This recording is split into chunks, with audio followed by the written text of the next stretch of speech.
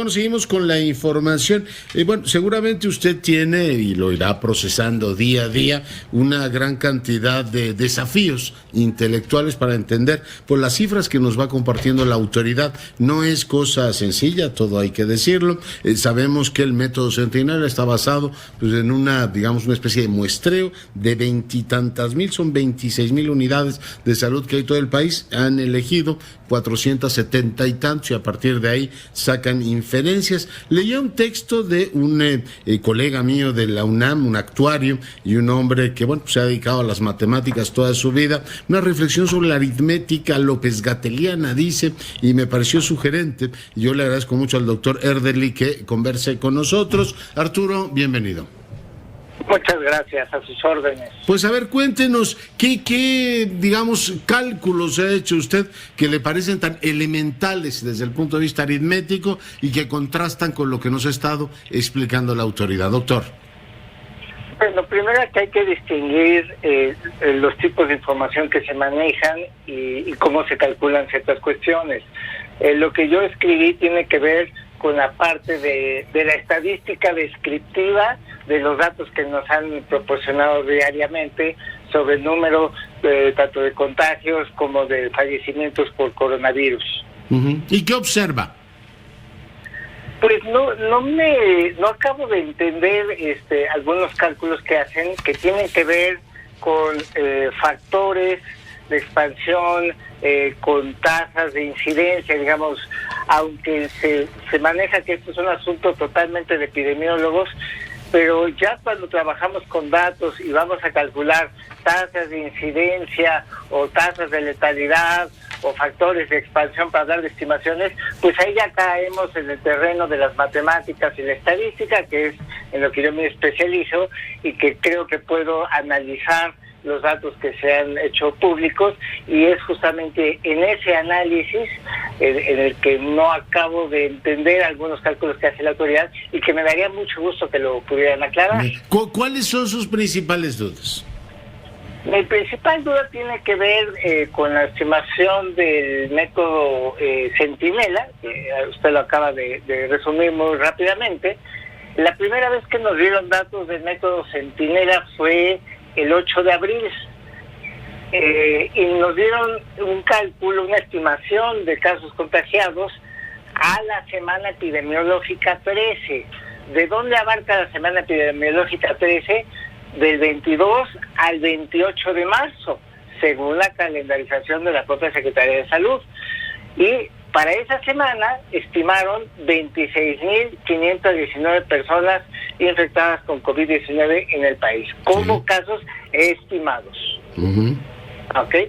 El problema fue... 26,519, sí. Exactamente. Bueno, ese es hasta el 28 de marzo, aunque nos lo presentaron el 8 de abril, abarca información hasta el 28 de marzo, que es donde termina la semana epidemiológica 13. Bueno, pues si revisamos los mismos datos oficiales, a esa misma fecha, 28 de marzo, teníamos 848 casos confirmados.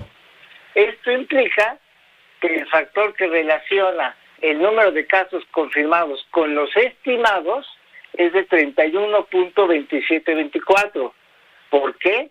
Porque 31.2724 multiplicado por 848 casos confirmados al 28 de marzo me da los 26,519 casos estimados al 28 de marzo por el método Centinela. Entonces, yo creo que el factor correcto ahí de expansión para pasar de confirmados a estimados debe ser 31.2724 para el caso de la semana epidemiológica 13.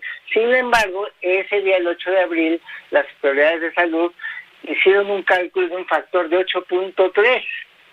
Y ese factor de 8.3 surge de dividir los 26,519 casos del 28 de marzo entre 3,181 casos del 8 de abril.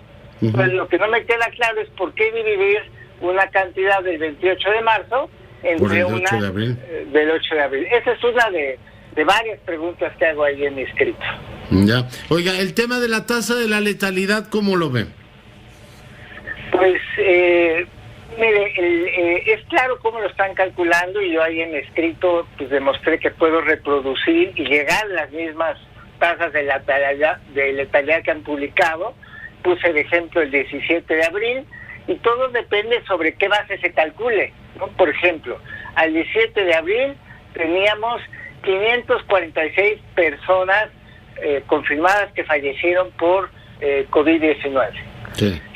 Si lo dividimos entre los casos confirmados, que eran 6.875, entonces obtenemos el 794.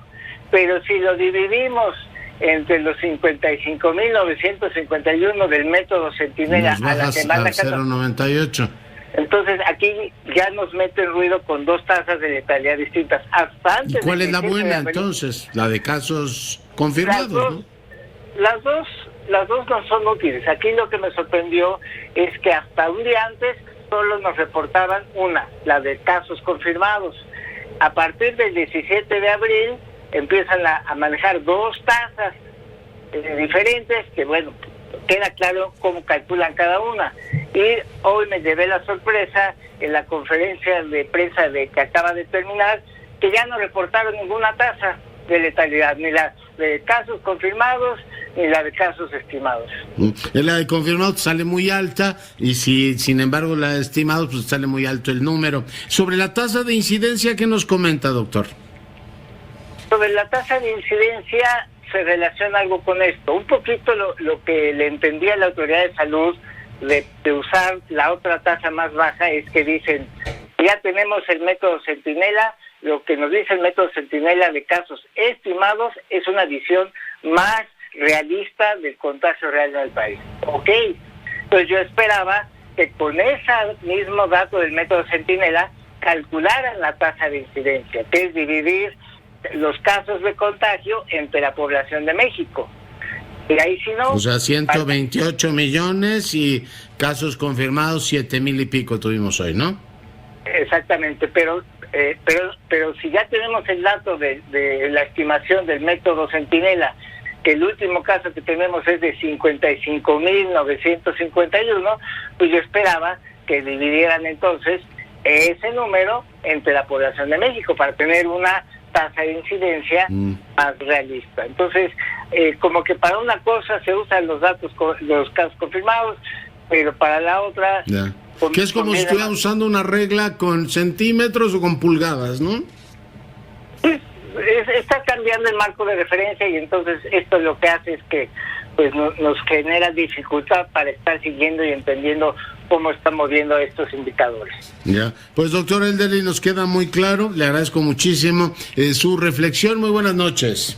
Muy buenas noches. El matemático, bueno, pues es verdad, nos ayuda a ubicarnos. Sí, estás utilizando dos parámetros, por tanto, pues sí, te salen dos realidades completamente diferentes.